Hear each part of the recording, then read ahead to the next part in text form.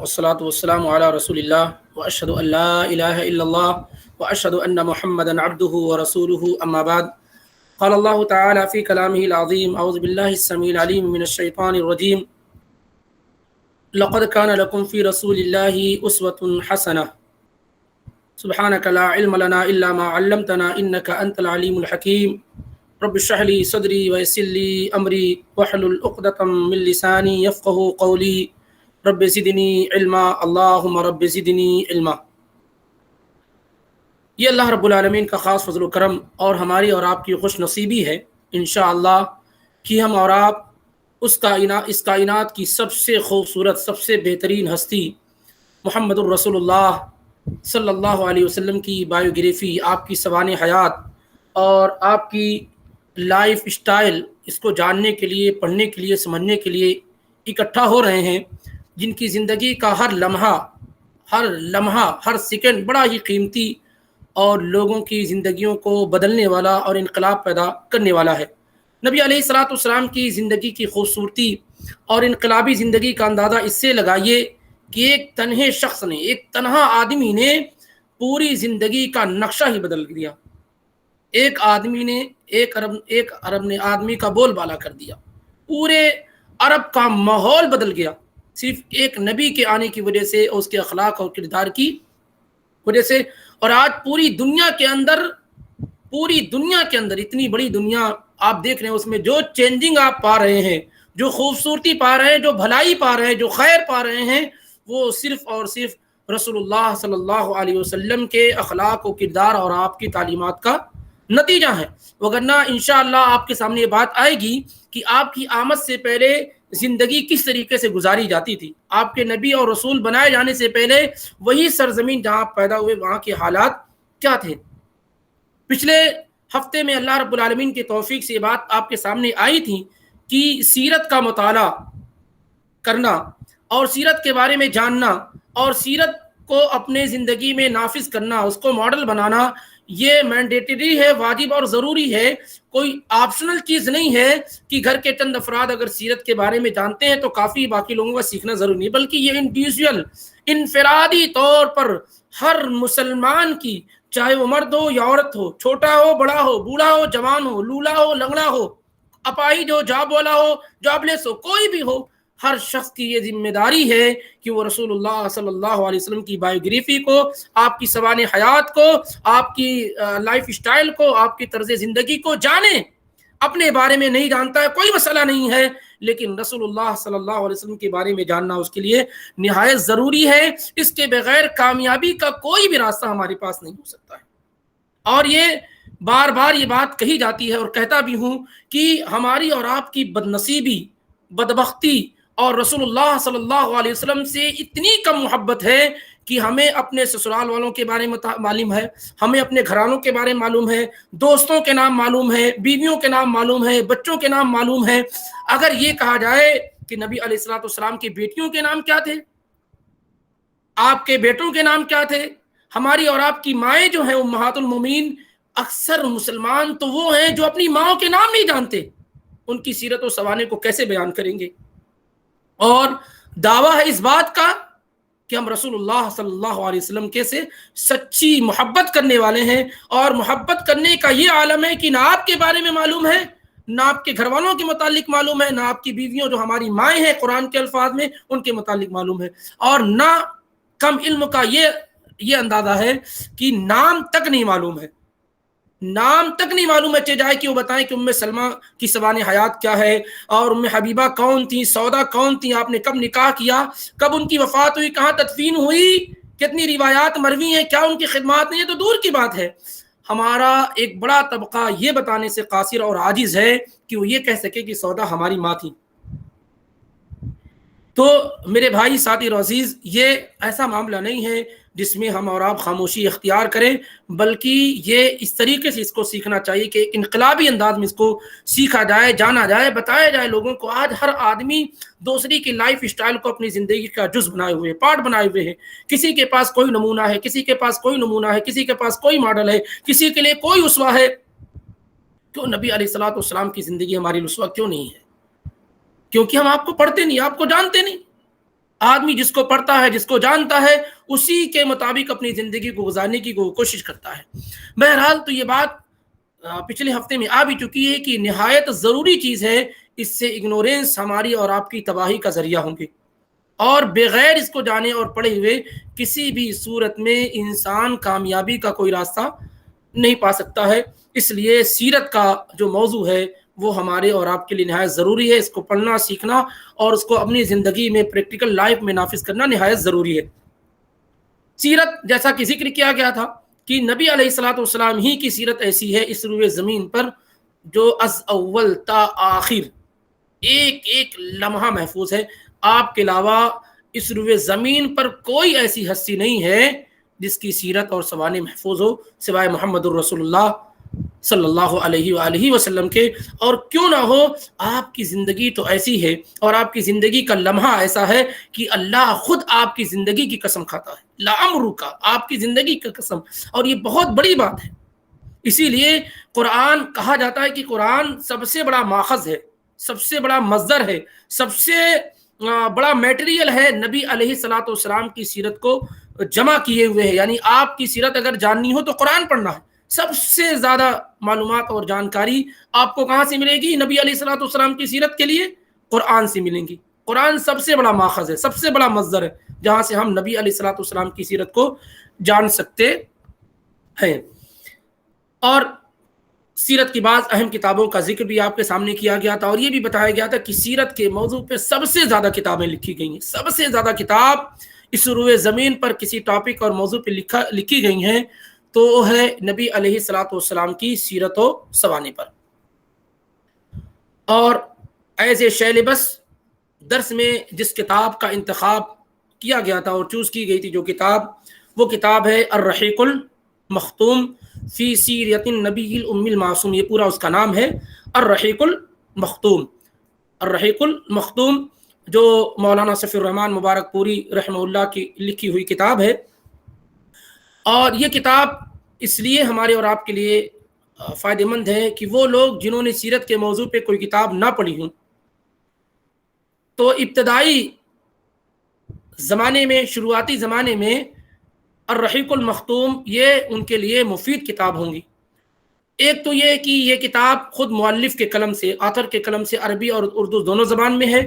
دوسری یہ کہ بہترین اس کے ٹرانسلیشن 17 سے 18 بڑی زبانوں میں کیے گئے ہیں، 17 سے 18 زبانوں میں کیے گئے ہیں، اور دنیا کی بہت ساری اسلامک یونیورسٹیز میں اور غیر اسلامک یونیورسٹیز میں یہ کتابیں سیلیبس کے طور پر داخل نصاب ہیں، اس کو پڑھایا جاتے ہیں۔ اور یہ کتاب انٹرنیشنل عالمی مقابلے میں پہلی پرائز اور پہلا مقام پانے والی ہے۔ 1976 میں 1976 میں ایک انٹرنیشنل کانفرنس پاکستان کے اندر منعقد ہوتی ہے، اور وہیں پر رابطہ عالم اسلامی مکہ مکرمہ کی جانب سے یہ اعلان کیا جاتا ہے کہ نبی علیہ الصلوۃ والسلام کی سیرت اور سوانح پر مواد اور میٹیریل اکٹھا کیا جائے، کتاب لکھی جائے، اور دنیا کی ہر زندہ زبان میں جو آدمی چاہے یہ کتاب لکھ سکتا ہے۔ چنانچہ بہت سارے اسکالر نے اس وقت نبی علیہ الصلوۃ والسلام کی سیرت اور آپ سے محبت کا نتیجہ تھا کہ انہوں نے کام شروع کیا، اور نتیجہ یہ ہوا کہ ایک لمبی فہرست جو ہے تقریباً 2000 کے قریب تھیسس اور رسالے نبی علیہ الصلوۃ والسلام کی سیرت پر لکھے گئے، جن میں سے 100 سے کچھ زائد رسالے وہ تھے جو یعنی ایگزام میں آئے اور جن پر تحقیق کی گئی، اور تحقیق کرنے کے بعد 5 پرائز متعین کی گئی، 5 لوگوں کو انعام دیا گیا کہ یہ اعلیٰ اور اتھینٹک کتابیں ہیں۔ ان میں پہلا مقام مولانا صفی الرحمن مبارک پوری رحمہ اللہ کی کتاب الرحیق المختوم کو حاصل ہوا، جو اصل میں عربی زبان میں لکھی گئی تھی۔ اور دوسرا نمبر جامعہ ملیہ دہلی کے پروفیسر ڈاکٹر ماجد علی صاحب تھے، انہوں نے خاتم النبیین کے نام سے کتاب لکھی انگریزی زبان میں، اور ان کو سیکنڈ پرائز ملی۔ تیسری کتاب ڈاکٹر نصیر احمد صاحب پاکستان کے تھے، انہوں نے اردو زبان میں لکھی، ان کو تیسری پوزیشن ملی۔ چوتھی پوزیشن مصر کے ایک عالم تھے، انہوں نے لکھی عربی زبان میں چوتھی پوزیشن، اور 5ویں پوزیشن سعودی عرب کے ایک عالم تھے، انہوں نے لکھا اور عربی زبان میں اور اس طریقے سے 5ویں پوزیشن ان کو ملی. تو 5 جو پوزیشن ملی ان میں 3 کتابیں عربی زبان میں اور 2 کتابیں اردو اور انگریزی میں لکھی گئی تھیں. تو اس اعتبار سے یہ کتاب واقعی نہ بہت مختصر ہے، اتنی شارٹ ہے کہ آدمی کو بات سمجھ میں نہ آئے، اور نہ اتنی زیادہ لانگ ہے کہ آدمی تھک جائے پڑھ کر کے. تو بہت میڈیم متوسط ہے اور عمدہ کتاب ہے.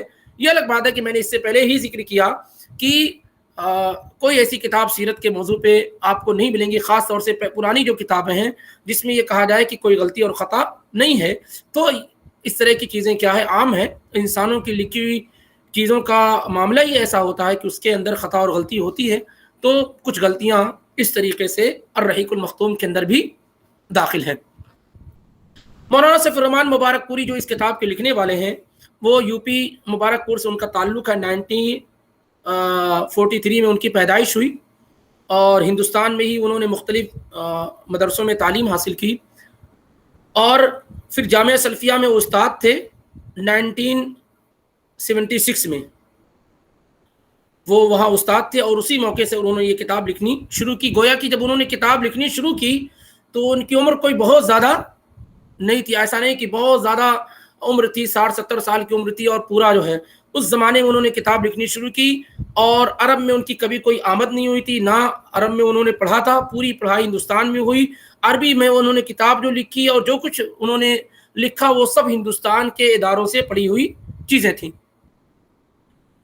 اور اس طریقے سے انہوں نے اس سے پہلے بھی بہت ساری کتابیں لکھی، بعد میں بھی بہت ساری کتابیں لکھی. مسلم کی شرح لکھی، اور اسی طریقے سے بلوغ المرام کی شرح لکھی. نبی علیہ الصلوۃ والسلام کی سیرت پہ ان کی ایک اور کتاب ہے جو اس سے مختصر ہے، روضۃ الانوار کے نام سے، وہ بھی بہت عمدہ کتاب ہے.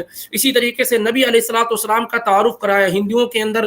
ہندوؤں کی کتابوں میں نبی علیہ الصلوۃ والسلام کا جو ذکر آیا ہے، بوذیوں کی کتابوں میں، یا اسی طریقے سے یہود و نصارہ کی کتابوں میں، مولانا سیف الرحمن مبارک پوری رحمہ اللہ نے ان تمام چیزوں کو کتابی شکل میں جمع اور اکٹھا کیا. اور یہ کہہ سکتے ہیں کہ نبی علیہ الصلوۃ والسلام سے ان کی والہانہ محبت کا نتیجہ تھا کہ اللہ تعالیٰ نے ان کی اس کتاب کو پذیرائی بھی دی اور پھر مدینے والے کے پاس انہیں موقع دیا. یعنی اس کتاب کے لکھنے کے بعد پھر جامعہ اسلامیہ کا جو شعبہ اور سیکشن ہوتا تھا، مرکز خدمت السنہ النبویہ، جس میں نبی علیہ الصلوۃ والسلام کی سیرت کو اکٹھا اور جمع کرنا، اس کا ریسرچ کرنا، تحقیق کرنا، یہ ذمہ داری مولانا سیف الرحمن مبارک پوری رحمہ اللہ کو دی گئی. اس طریقے سے بڑا کام انہوں نے کیا. الحمدللہ اللہ رب العالمین نے ان سے بڑا کام لیا. اور 2006 کے اخیر میں دسمبر کے مہینے میں ان کی وفات ہوئی، اور اسی وفات سے تقریباً 7-8 مہینہ پہلے میری ان سے ملاقات بھی ہوئی الحمدللہ. اور یہ ہے کہ ان سے مل کر کے، ایک تو نام تو تھا، یہ شہرت یافتہ شخصیت تھی، ملنے کے بعد اس بات کا اندازہ ہوا کہ شخص نے زندگی میں اس قدر پڑھا ہے کہ جو کچھ بول رہے تھے وہ ایسا لگ رہا تھا کہ بالکل تجربے کے ساتھ اور علم بولتا ہے. اور اس زمانے میں بھی بہت ساری ایسی چیزیں کہتے ہیں کہ بہت حد تک دماغ پہلے جیسا نہیں رہا. کچھ ایسی چیزیں ہم لوگوں نے کرنے کی کوشش کی، جیسے بوسہ لینا ہوا، اور یہ عام چیز ہے، لیا جا سکتا ہے بڑے عالم کا بوسہ، لیکن جب ہم نے بوسہ لینے کی کوشش کی پیشانی پہ تو انہوں نے اس سے منع کیا اور کہا اس کی ضرورت نہیں ہے. اور یہ ان کا تواضع تھا، ان کی خاکساری تھی. دروازے پہ ہم گئے، وہ خود ہی لڑکھڑاتے ہوئے آئے اور دروازہ کھولا انہوں نے الحمدللہ. بہرحال تو اس طریقے سے یہ کتاب جو ہے الرحیق المختوم، یہ ایک عمدہ اور بہترین کتاب ہے جو ابتدائی زمانے میں جنہوں نے سیرت کے موضوع پر کوئی کتاب نہ پڑھی ہو، یہ کتاب کا مطالعہ ان کے لیے مفید ہوگا. اور اسی لیے اس کتاب کو انشاءاللہ ہم اپنے اس کورس میں شامل کر رہے ہیں. اس کتاب کی ترتیب مولانا سیف الرحمن مبارک پوری رحمہ اللہ نے کچھ اس انداز سے کی ہے کہ فوری طور پہ نبی علیہ الصلوۃ والسلام کی سیرت و سوانح کو ذکر نہیں کیا، بلکہ جہاں آپ پیدا ہوئے عرب میں، آپ نے عرب کی صورتحال کو ذکر کیا، اور کون لوگ عرب ہیں ان کا ذکر کیا، عرب کے کا جو جغرافیائی آپ کا میپ ہے، لوکیشن ہے، اسے ذکر کیا. اور اسی طریقے سے وہاں کون لوگ آباد تھے، وہاں کا دین دھرم کیا تھا، اور اسی طریقے سے وہاں کی بادشاہت وغیرہ کا کیا معاملہ تھا، نبی علیہ الصلوۃ والسلام کی آمد سے پہلے لوگ کس دین پہ قائم تھے. ان چیزوں کے ذکر کرنے کے بعد پھر انہوں نے اللہ کے نبی علیہ الصلوۃ والسلام کے خاندان کا ذکر کیا، آپ کی نبوت اور رسالت کا ذکر کیا، تاکہ یہ فرق کیا جا سکے کہ وہ سرزمین عرب وہاں پہلے کیا تھا اور آپ کے آنے کے بعد کیا چینجنگ اور کیا بدلاؤ ہوا، یہ لوگ جان سکیں کہ آپ کے آنے سے پہلے عرب کی صورتحال کیا تھی اور آنے کے بعد آپ کی صورتحال کیا ہوئی ہے۔ تو ہم غور کرتے ہیں تو عرب 3 حصوں میں ڈیوائیڈ ہوتے ہیں، تقسیم کیے جاتے ہیں۔ ایک عرب بائدہ جنہیں کہا جاتا ہے، اور یہ وہ لوگ ہیں جو بہت پہلے عرب کے اندر آباد تھے، جیسے ہود علیہ الصلوۃ والسلام کی قوم ہے، صالح علیہ الصلوۃ والسلام کی قوم ہے، یا اسی طریقے سے عمالقہ وغیرہ ہیں۔ یہ آپ جانتے ہیں کہ بہت شروع میں تھے، یعنی نوح علیہ الصلوۃ والسلام کے چند سال بعد ہی یہ انبیاء آئے، ہود اور صالح علیہ الصلوۃ والسلام۔ یہ ابراہیم علیہ الصلوۃ والسلام سے بہت پہلے لوگ تھے، تو وہ بھی یہیں آباد تھے۔ آج ابھی جاتے ہیں مدائن صالح آپ کو نظر آتا ہے، اور وہ لوگ جو قوم عاد تھی جو پہاڑوں کے اندر گھر بناتی تھی، وہ سارے لوگ یہاں نظر آتے ہیں، ان کے آثار نشانات وغیرہ ملتے ہیں۔ تو یہ لوگ تھے، لیکن ان کی تباہی اور بربادی کے بعد ان کا کوئی نام و نشان نہیں رہ گیا، کچھ بھی نہیں معلوم رہ گیا کہ ان کے کچھ لوگ موجود تھے کہ نہیں موجود تھے، بالکل یہ نستو نابود ہو گئے عرب بائدہ، جس میں خاص طور سے 2 انبیاء کی قومیں، قوم عاد اور قوم سمود کا ذکر بڑا ہی اہم ہے۔ اس کے بعد ایک عرب آئے، عرب عاربہ، یہ اصل عرب ہیں جو قحطانی کہلاتے ہیں، اس وقت جو قحطانی کہلاتے ہیں یہی اصل عرب ہیں۔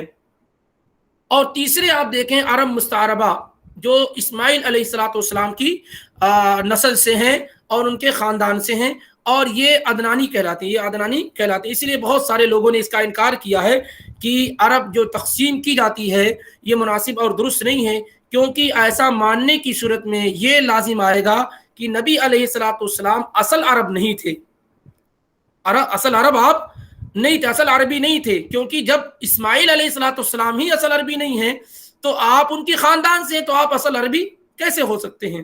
تو بہت سارے لوگوں نے اسی وجہ سے اس کا انکار کیا، لیکن بہرحال زیادہ درست اور صحیح بات یہی معلوم ہو رہی کہ نہیں، واقعی ایسا ہی ہے کہ اسماعیل علیہ الصلوۃ والسلام عرب میں تو پیدا ہوئے نہیں، نہ ان کے والد وہاں پیدا ہوئے، اور وہ دوسری جگہ سے عراق میں ان کی پیدائش ہوئی، وہاں سے یہاں آ کر کے آباد ہوئے تھے۔ تو اس طریقے سے عرب کو 3 حصوں میں ڈیوائیڈ کیا گیا، اور عرب کا مطلب یہ ہوتا ہے کہ ایسی سرزمین جو صحرا ہو، جہاں پر بے آب و گیا ہو، جہاں لوگ آباد نہ ہو، ریگستان ہو، ایس عربی میں اسی کو عرب کہا جاتا ہے۔ اور آپ دیکھیں گے کہ عرب کی سرزمین ایسے ہی ریگستان ہے، عرب کی سرزمین ریگستان ہے، اور یہاں پر پھل فروٹس وغیرہ اور کھیتی باڑی یہ ساری کی ساری چیزیں کیا ہیں، بہت کم تھیں۔ اور آپ اس طریقے سے بھی دیکھیں گے کہ عرب چاروں طرف، عرب کا ایک حصہ ایک طرف، یعنی آپ ویسٹ میں دیکھیں تو وہ جو ہے ریڈ سی ہے آپ کا، اور مشرق سے اگر دیکھتے ہیں، ایسٹ سے دیکھتے ہیں آپ تو ادھر خلیج وغیرہ ہے، جنوب سے اگر دیکھتے ہیں یعنی ساؤتھ سے تو بحر عرب ہے، جو ایکسٹینشن جو ہندوستان کی جو بحر ہے وہ ایکسٹینشن کرتے ہوئے آ کر کے اس سے مل جاتی ہے۔ اور اسی طریقے سے اگر نارتھ سے دیکھتے ہیں تو نارتھ کا جو علاقہ ہے وہ سیریا وغیرہ سے، اور اسی طریقے سے عراق کا بھی ایک بہت بڑا حصہ کور کرتا ہے۔ تو یہ ریگستانی علاقہ، اسی وجہ سے دشمن کبھی بھی اس عرب پر مکمل طور سے قابض نہ ہو سکے، کیونکہ جغرافیائی اعتبار سے عرب جو ہے یہ بہت بہترین لوکیشن پر واقع ہے، بہت بہترین لوکیشن پر واقع ہے۔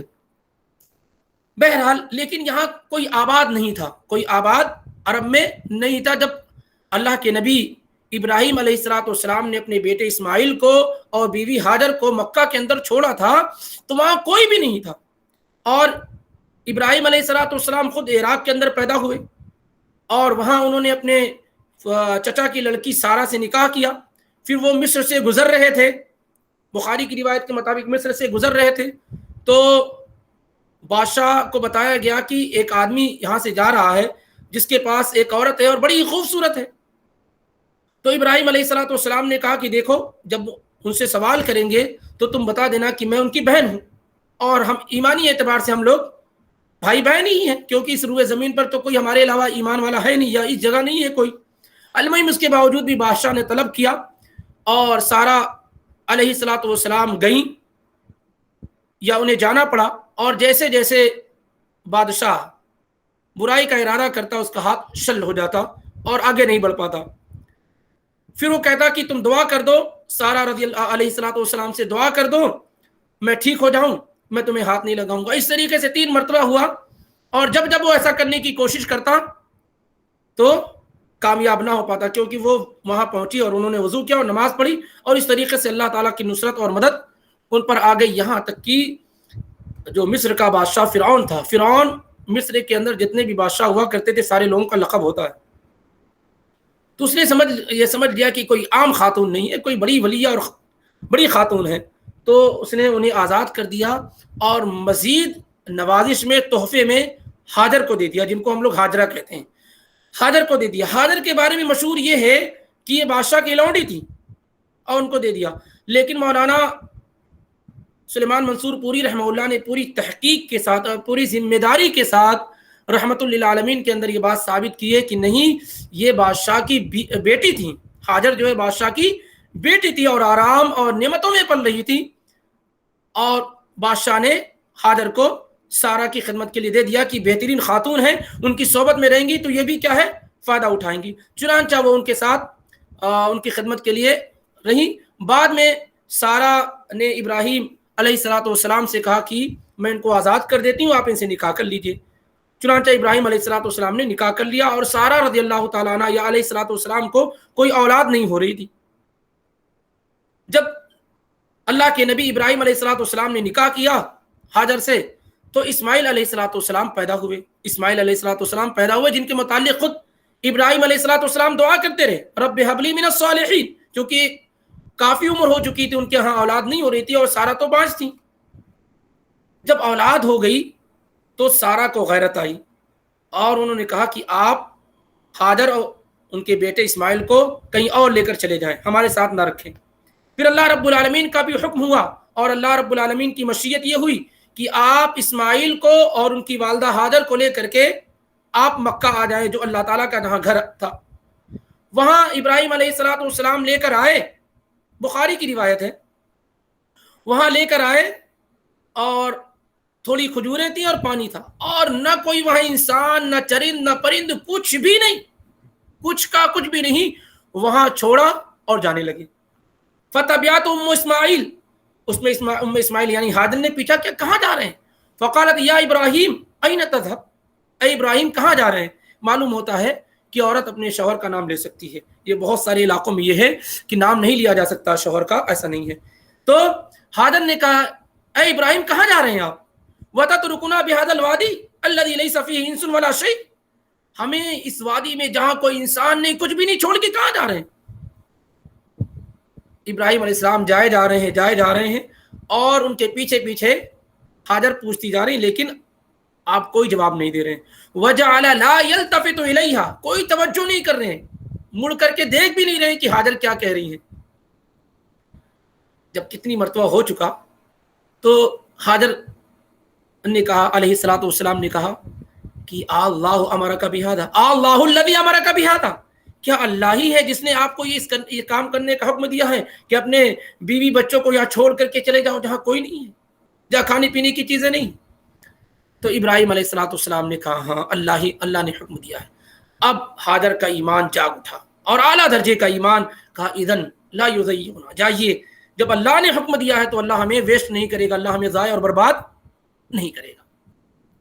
یہ پہلی مرتبہ عرب کی سرزمین پر مکہ کے اندر مکہ کو آباد کرنے والے, اللہ کے گھر کو آباد کرنے کے لیے کون ہیں؟ اسماعیل ہیں اور ان کی والدہ ہاجر, اور کوئی بھی نہیں تھا. پھر وہ پورا واقعہ اور قصہ آپ جانتے ہیں کہ پانی ختم ہوا اور ہاجر علیہ الصلوۃ والسلام کا صفا مروہ کی دوڑ لگانا اور پانی کے لیے دوڑنا اور کسی کا انتظار کرنا پہاڑوں کی چوٹیوں پہ جا کر کے. آج ایسا جیسا دیکھ رہے ایسے نہیں, وہ تو بہت ہو گیا, ورنہ اونچا پہاڑ تھا, وہاں پر جا کے چڑھ کر دیکھنا کہ کوئی تو نظر آ جائے, اور اس طریقے سے پھر زمزم کا نکلنا فرشتے کے ذریعے سے, یہ پورا واقعہ اور جانتے ہیں. اور اللہ تعالیٰ کو یہ عمل اتنا پسند آیا کہ آج حج کا ایک اہم پلر اور رکن ہو گیا. اگر کوئی نہ دوڑے جیسے حاجر دوڑی تھی تو کسی کا حج بھی مکمل نہیں ہوگا, کسی کا عمرہ بھی مکمل نہیں ہوگا. تو بڑی قربانیاں ان کی رہیں. پھر اس کے بعد ایک قبیلہ جرہم جو ہے وہاں سے گزرا, تو اس نے چڑیوں کو دیکھا, پرندوں کو دیکھا. اس کا مطلب یہ ہے کہ یہاں لوگ آباد ہیں. تو آئے تو دیکھا کہ ہاں یہاں پانی نکل رہا ہے زمزم. تو یہ ایگریمنٹ ہوا کہ آپ یہاں رہ تو سکتے ہیں لیکن پانی پر آپ کا کوئی قبضہ نہیں ہوگا. حاجر علیہ الصلوۃ والسلام نے کہا آپ رہ سکتے ہیں یہاں پہ, لیکن آپ کا پانی پر کوئی قبضہ نوگا اس طریقے سے وہ لوگ وہاں رہنے لگے. پھر جب اسماعیل علیہ السلام بڑے ہوئے تو انہی کی بیٹیوں میں سے کسی سے نکاح کر لیا, قبیلہ جو بنو جرہم تھا. اب یہاں دیکھیں, اب سوال اس بات کا ہے کہ جب ابراہیم علیہ السلام چھوڑ کر گئے, رضی تھے اس وقت, دودھ پیتے بچے تھے اسماعیل علیہ السلام, تو اس کے بعد کتنی مرتبہ وہ آئے؟ اگر ہم قرآن اور حدیث کو جمع کریں تو 4 مرتبہ ابراہیم علیہ السلام کا آنا یقینی ہے. چھوڑ کر جانے کے بعد 4 مرتبہ ابراہیم علیہ السلام کا آنا یقینی ہے. ایک تو یہ چھوڑ کر گئے, اس کو کاؤنٹ نہیں کرتے ہیں. پہلی مرتبہ کب آئے؟ جب اسماعیل علیہ السلام چلنے پھرنے کی عمر کو پہنچ گئے, دوڑنے کی عمر کو پہنچ گئے, اور وہ عراق میں تھے یا فلسطین میں تھے. تو ابراہیم علیہ السلام بار بار خواب دیکھ رہے ہیں کہ میں اپنے بیٹے اسماعیل کو ذبح کر رہا ہوں, تو ابراہیم علیہ السلام نے رخت سفر باندھا اور فلسطین سے نکل کر کے پھر آپ مکہ کی وادیوں میں آئے اور وہاں پہنچے, اپنے بیٹے سے ملے اور کہا انی ارا فی المنام انی اذبحک فانظر ماذا تری. کہا ہے میرے بیٹے, میں خواب دیکھ رہا ہوں کہ میں تمہیں اپنے ہاتھوں سے ذبح کر رہا ہوں, اور انبیاء کا جو خواب ہوتا وہی ہوتا ہے. بیٹے نے جواب دیا, یہ نہیں کہا کہ میں دودھ پیتا بچہ تھا, مجھے چھوڑ کر چلے گئے, میری ماں کو چھوڑ کر چلے گئے, نہ میرے کھانے پینے کا کوئی دھیان, نہ میرے رہنے سہنے کا کوئی دھیان, کچھ بھی نہیں آپ نے کیا, اور آئے بھی اتنے سالوں کے بعد تو یہ کہنے کے لیے میں تمہیں ذبح کرنے آ رہا ہوں. سبحان اللہ, کیا باپ تھے, کیا بیٹے تھے. کہا یا بنی انی ارا فی المنام انی اذبحک فانظر ماذا تری. یہ تصور ہمارے سامنے ہونا چاہیے. ایسا نہیں ہے کہ اگر کوئی کوتاہی کبھی باپ کی مشغولیت کی وجہ سے ہو جائے تو بیٹے ان پر الزام لگانا شروع کر دیں, اور ہماری توجہ نہیں ہوئی, ہم پر یہ نہیں کیا گیا, ہم کو یہ نہیں کیا گیا.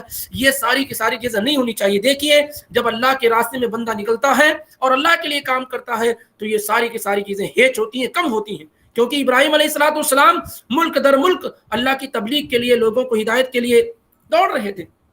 اتنے سالوں کے بعد آئے اور کہا کہ میں نے خواب دیکھا ہے کہ میں تمہیں اپنے ہاتھوں سے ذبح کر رہا ہوں, اللہ نے مجھے حکم دیا ہے. تو کہا یا ابت افعل ما تؤمر, اے ابو جان جو حکم آپ کو دیا گیا اسے کر گزریے. آپ کہیں سے بھی فکر مت کیجیے. ستجدنی انشاءاللہ من الصابرین, آپ یقینی طور پر مجھے صبر کرنے والوں میں پائیں گے. اور پورا واقعہ آپ کو معلوم ہے. اس کی جگہ پر پھر جانور ذبح کیا گیا اور ابراہیم علیہ السلام واپس چلے گئے. تو یہ پہلی مرتبہ اس وقت آئے جب وہ دوڑنے کی عمر کو پہنچ گئے. فلما بلغ معه السعی, قرآن یہ کہتا ہے کہ جب وہ دوڑنے کی عمر کو پہنچ گئے. صحیح عمر کا معاملہ مفسرین نے ذکر کیا 12 13 14 سال. المہم یہ ہے کہ دوڑنے کی عمر کو اور سمجھدار ہو گئے تو ابراہیم علیہ السلام پہلی مرتبہ آئے چھوڑنے کے بعد. پھر بخاری کی روایت اگر ہم پڑھتے ہیں تو اس میں 3 مرتبہ ایک ہی ساتھ آنے کا ذکر ہے, یعنی مختلف اوقات میں. دوسری مرتبہ کب آئے؟ جب اسماعیل علیہ السلام بڑے ہو گئے, شادی شدہ ہو گئے, تو ابراہیم علیہ السلام پھر اپنے بیٹے سے ملنے کے لیے آئے. جب آئے تو ان کی شادی ہو چکی تھی, وہی قبیلہ بنو جرہم کی ایک بیٹی سے ان کا نکاح ہو چکا تھا اور ہاجر کی وفات ہو چکی تھی. یعنی جب ابراہیم علیہ السلام آئے دوبارہ, پہلی مرتبہ آئے تو والدہ زندہ تھی, جب ذبح کرنے کے لیے آئے تھے اپنے بیٹے کو تو زندہ تھی, لیکن جب دوبارہ آئے ابراہیم علیہ السلام تو ہاجر فوت ہو چکی تھی. اور اسماعیل علیہ السلام بھی روزیوں کی تلاش میں باہر نکلے ہوئے تھے. پہنچے تو اپنی بہو سے ملاقات کی اور پوچھا کہ کیا حالات ہیں, کہاں گئے, تو بتایا کہ باہر گئے ہوئے ہیں روزیوں کی تلاش میں. تو ثم سأل عن عیشہم حیاتہم, پوچھا بہو سے کہ کیسا معاملہ چل رہا ہے, زندگی کیسی کٹ رہی ہے, گزر رہی ہے. تو بہو نے کہا نحن بشر, بڑی تکلیف میں ہے, نحن فی ضیق وشدت, بڑی تکلیف میں ہے, بڑی مشقت میں, کھانے کو کچھ نہیں, یہ وہ. فشکت الیہ, بڑی شکایت کی اپنے سسر سے.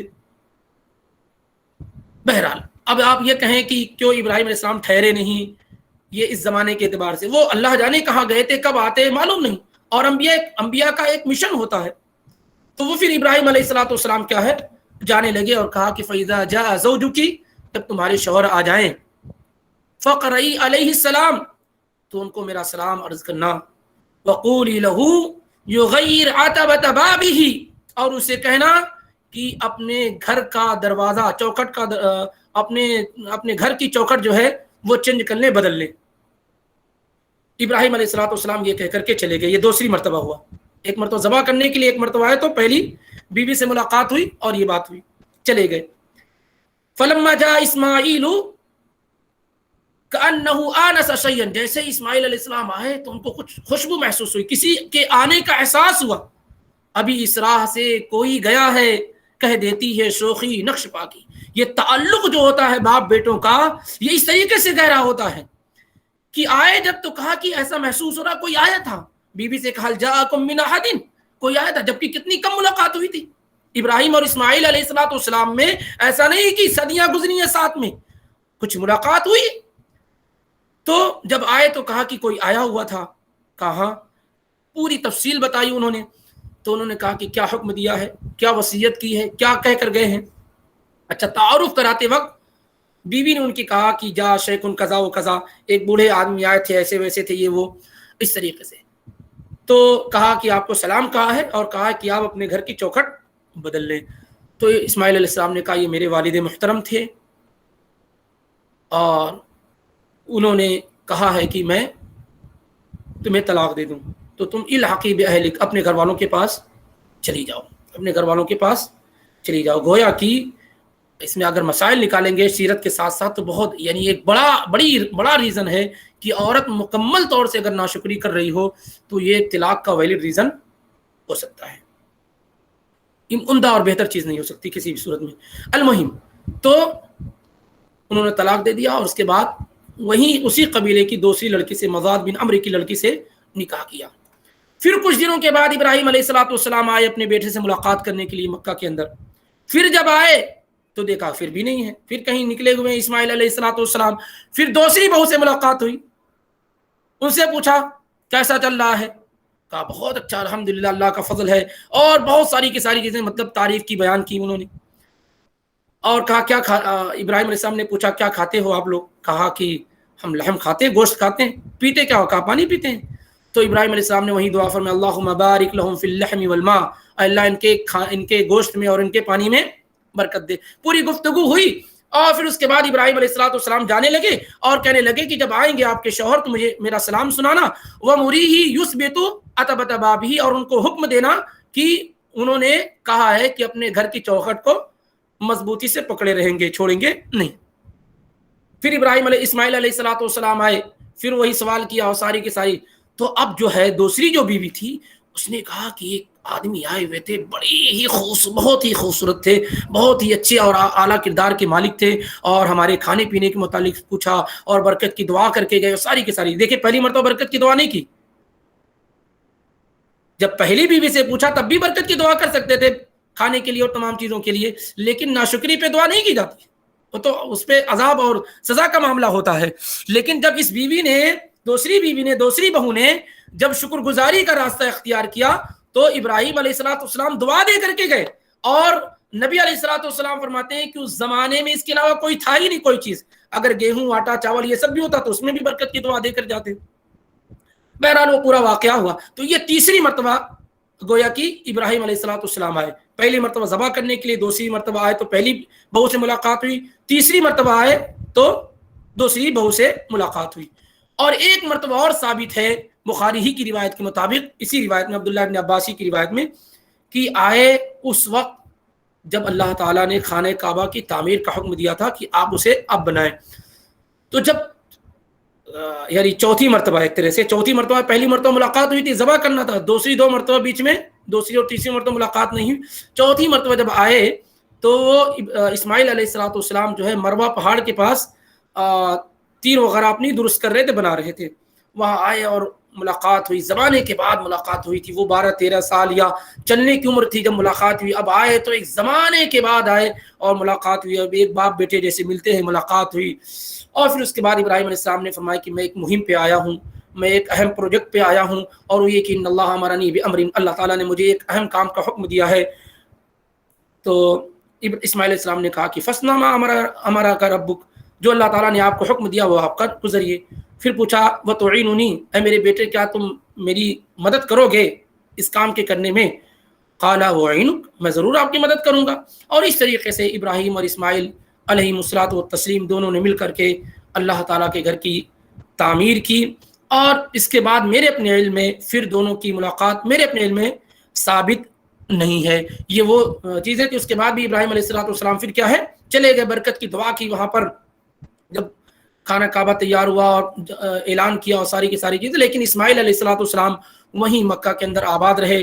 ان کے 12 بیٹے پیدا ہوئے, جو دوسری بیوی تھیں ان سے 12 بیٹے پیدا ہوئے, اور 12 بیٹوں میں 2 بیٹوں کے علاوہ باقی 10 بیٹے وقت کی رفتار کے ساتھ ساتھ کیا ہے بھولی بسری چیز ہو گئے. لیکن نابت اور قیدار یہ جو دونوں بیٹے تھے اسماعیل علیہ السلام کے, یہ مشہور ہوئے اور پھر یہیں سے نسل چلی, اور وہیں سے نبی علیہ السلام کی جو نسل ہے, آپ کا جو خاندان ہے, وہ اس طریقے سے جا کر کے اسماعیل علیہ السلام سے مل جاتا ہے. تو یوں کہہ لیا جائے کہ اسماعیل علیہ السلام وہ آخری نبی ہیں جو عرب کے اندر تھے, اور اس کے بعد جو نبی آئے ایک لمبے ڈسٹینس کے بعد, ایک بہت لمبے فرق کے بعد, وہ جناب محمد الرسول اللہ صلی اللہ علیہ وآلہ وسلم ہے. ایسے بھی عرب کے اندر اصل 4 نبی, عرب کے اندر اصل 4 نبی, ہود علیہ السلام, صالح علیہ السلام, شعیب علیہ السلام اور نبی علیہ السلام, اور اس طریقے سے اسماعیل علیہ السلام دوسری جگہ کے آ کر آباد ہوئے. اگر ان کو مکمل عرب میں مانتے ہیں تو یہ 5 انبیاء ہیں جو عرب میں بھیجے گئے. باقی جتنے بھی انبیاء اور رسول آئے وہ سب کے سب دوسرے غیر عرب میں تھے, وہ سارے کے سارے کیا ہے غیر عرب میں تھے. تو یہ پس منظر ذکر کرنے کا مقصود یا جو مولانا سیف الرحمان مبارک پوری نے الرحیق المختوم میں ذکر کیا ہے, تاکہ آپ کو عرب کی صورتحال کا کچھ اندازہ ہو جائے. پھر اس کے بعد اب وہاں بادشاہت کس انداز سے تھی, اور وہاں کون سا دین تھا, کیا واقعی لوگ دین ابراہیم پہ قائم تھے, کس طرح کی چیزیں, وہ انشاءاللہ رب العالمین وقفے کے ساتھ آپ کے سامنے آتی رہیں گی. اللہ تعالی ہمیں اور آپ کو یہ توفیق عطا فرمائے کہ ہم نبی علیہ السلام کی سیرت کو ڈیٹیل میں تفصیل میں سیکھیں, سمجھیں, اس پر عمل کریں اور اس کو لوگوں کے درمیان عام کریں. اللہ تعالی ہمیں اور آپ کو یہ توفیق بخشے کہ ہم ویسے ہی رسول اکرم صلی اللہ علیہ وسلم سے سچی اور حقیقی محبت کرنے والے ہو جائیں, جیسے اللہ کو مطلوب ہے اور اللہ کے رسول صلی اللہ علیہ وسلم کو مطلوب ہے. نبی علیہ السلام کی محبت کے سلسلے میں ہمارے پاس کوئی دوغلا پن, کوئی نفاق اللہ تعالیٰ ہرگز ہمارے دلوں کے اندر نہ ڈالے کہ ہم زبان سے کوئی دعویٰ کریں اور عمل ہمارا نبی علیہ السلام کی سنت اور آپ کی سیرت کے خلاف ہو. اللہ تعالیٰ ہمیں اور آپ کو اس سے محفوظ رکھے. آمین. وما علینا الا البلاغ المبین. سبحانک اللہم وبحمدک اشہد ان لا الہ الا انت استغفرک واتوب الیک.